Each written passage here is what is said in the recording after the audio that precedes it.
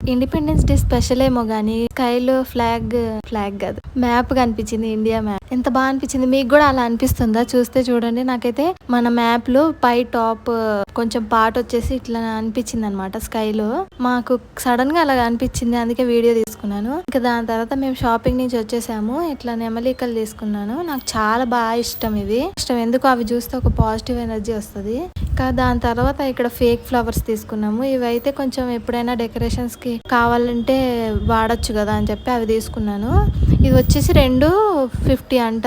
చాలా తక్కువ అనిపించింది నాకు. మనకి హైదరాబాద్ లో వచ్చేసి 100 రూపీస్ కి తీసుకున్నాం ఒకసారి, నాకు గుర్తుంది. ఇంక ఇవన్నీ తీసుకున్నాం, పూలు పళ్ళు స్వీట్స్. ఇంకా నాకు బ్లౌజ్ కూడా తీసుకున్నా శారీ కట్టుకుందామని. నేను కూడా యశోద లాగా రెడీ అవుదాం అనుకున్నా కానీ నాకు కుదరలేదు.